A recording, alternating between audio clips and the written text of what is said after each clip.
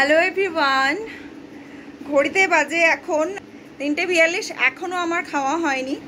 দুপুর মানে পেরিয়ে বিকেল হয়ে যাচ্ছে এরকম অবস্থা, কারণ আজকে মাসি আসেনি। সকাল থেকে প্রচণ্ড ব্যস্ত ছিলাম, তো আমি কোনো ভিডিও শ্যুট করতে পারিনি সকাল থেকে। তো জাস্ট আমি এখন খাবো, খেয়ে ক্লাসে যাব। তো আজকে এখান থেকেই আমি ব্লগটা স্টার্ট করছি। আজকে হচ্ছে তোমার শুক্রবার, তো তোমরা সাথে থেকো, পুরো ব্লগটা দেখতে থাকো। তো প্রচুর দেরি হয়ে গেছিলো, তার জন্য একদম ফাটাফাট করে রেডি হতে হবে। আর সত্যি এত ঘাম দিচ্ছিলো না, কি ক্রিম লাগাবো কি কিছু। রেডি হয়ে নিয়েছি, এবার একটুখানি খেয়ে নেব।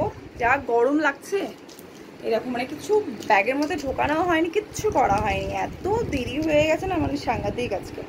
তো খেয়ে নিই ঝটঝট করে, খেয়ে নিয়ে বেরিয়ে যাবো। আর বাইরে প্রচণ্ড বৃষ্টি পড়ছে, দেখতে পাচ্ছি। কি অবস্থা বলো তো আমার। আগে কিচ্ছু গোছানো ছিল না, তার জন্য একদম ভীষণ জলদিভাবে রেডি হয়ে নিয়ে আমি মানে আমার যা থাকে ব্যাগে, পেন টেন সব নিলাম, ছাতাটাও নিয়ে নিলাম যেহেতু বাইরে বৃষ্টি পড়ছিল। তারপরে আবার এই খাবার টেবিলে চলে এলাম। তো যেহেতু হাতের কাছে সব খাবারগুলো রেখেছিলাম, তার জন্য অসুবিধা হলো না। ঝটপট করে একটুখানি ভাত ডাল আর ঝিঙে দিয়ে আলু দিয়ে পোস্ত বানিয়েছিলাম, তো নিয়ে নিলাম। তারপরে ভাবলাম যে না, শুধু তো খাবারটা নিলেও হবে না, খাবারগুলো আমাকে গুছিয়ে ভালো করে ফ্রিজে রেখে দিয়ে যেতে হবে, নাহলে কি বলো তো, এরকম গরম ঠান্ডাতে না নষ্ট হয়ে যাচ্ছে। তো খেতে বসে গেলাম। জীবনে কোনো শান্তি নেই, বুঝলে তো, এত তাড়াহুড়ো কি বলবো তোমাদের। দেখো, শুধুমাত্র তো আমার ক্লাসই থাকে না, আমার আর একটা বিজনেসও থাকে। তোমরা অনেকেই জানো, প্রিয়াঙ্কাস কালেকশন, যেটা গোল্ড প্লেটেড জুয়েলারি। তো সেখানে কি বলো তো, আমার বিজনেসের অনলাইন ডেলিভারি করতে হয়। তো পোস্ট অফিস হোক বা ডিটিডিসি হোক, তো সম্ভব বলো একটা মানুষ আবার বাইরে খেয়ে নি ঝটঝট করে। অলমোস্ট খাওয়া ডান, আমি একদম অল্প ভাত খাই। আর যেহেতু পোস্ত হয়, মানে যেদিন যেদিন পোস্ত হলে একটুখানি আমার খেতে ইচ্ছা করে, না হলে খুব একটা। আর আজকে যা তাড়াহুড়ো, মানে যা হোক করে গিলে গিলে খেলাম। তারপরে দেখলাম যে না, ব্যালকানিতেই যেগুলো একদম মানে ব্যালকানির ধারে ধারে আছে, সেই জামা কাপড়গুলোকে একটু সরিয়ে নিই, কারণ বৃষ্টির ছাট এসে পুরো ভিজে যাচ্ছে। আর ওর অফিসে শার্টফার্টগুলো ছিল, এদিকে করে নিলাম। করে নিয়ে একটুখানি সব গুছিয়ে টুছিয়ে নিয়ে আমি ভাবলাম যে না, আর দেরি করা যাবে না। মানে এত ঊর্ধ্ব নিঃশ্বাসে আমি দৌড়েছি আজকে, দেখতেই পাচ্ছ, দেখো ঘড়িতে ওখানে 4টে বেজেই গেছে। মানে আমার ভীষণ লেট হয়ে গেছিলো। লাইট ফাইট অফ করে আমি যথারীতি মানে বাইরের দিকে রওনা দিয়ে দিলাম। আর ভুলে গেলে না, মানে প্রচুর কারেন্টের বিল চলে আসবে, তো অহেতুক লাইট জ্বেলে তো লাভ নেই।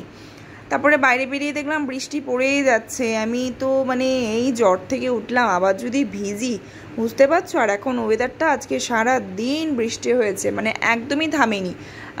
মানে এক ঝাঁক করে পুরো বৃষ্টি হয়ে চলেছে, ঝিরিঝিরি করে পড়ছে, আবার হচ্ছে, আবার একবার করে রোদ উঠছে, এরকম পুরো রাস্তার মধ্যে কাদা। আর দেখো কেউ নেই দুপুরবেলা, তখন আমি যাচ্ছি, তো ভীষণ কাদা নোংরা হয়ে গেছিলো। যাক, স্টুডেন্টের বাড়ি পৌঁছে গেলাম। পৌঁছে দেখো এই পুচকিটা, ওর এক্সামও শেষ হয়ে গেছে, লাস্ট এক্সাম ম্যাথ ছিল, তো ওর চুল বেঁধে দিচ্ছিলাম। ও একদম আমার মেয়ের মতো, ওকে আমি ভীষণ ভালোবাসি। তারপর ওর মা চা দিল, একটুখানি চা খেয়ে নিলাম। দেন নেক্সট ক্লাসের জন্য বেরিয়ে গেলাম। যে পুচকিটা আছে, ওর শরীরটা একটু ভালো হয়েছে, এখনও ভালো করে ক্লাস করতে পারছে, তো ওর কাছে চলে এলাম।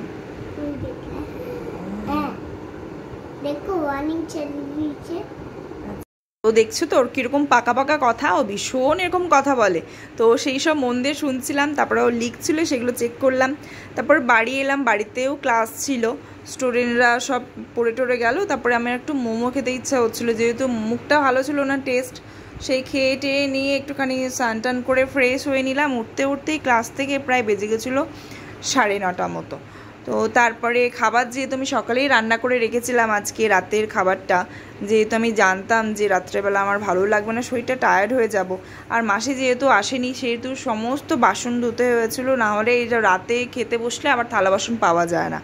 তো যাই হোক, সব কাজটা আমি গুছিয়ে রেখেছিলাম, তার জন্য রাত্রেবেলাটা আমার কষ্ট করতে হলো না। সকাল থেকেই আমি মানলাম যে আমার একটু কষ্ট হয়েছে, আমি কষ্ট করেছি, কিন্তু রাত্রেবেলা যাই হোক। তারপরে সব খাবার টাবার নিয়ে জল টল ভরে খেতে বসে গেলাম।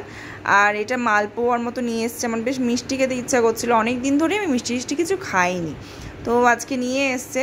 সেই পটল আলু সবজি বানিয়েছিলাম রাতের জন্য, আর মালপোয়া। তো এই বসে গেলাম খেতে, আর টিভিটা আমার চাই রাতের জন্য। তো আজকের মতো এইটুকুই, চলো গুড নাইট, পরে আবার দেখা।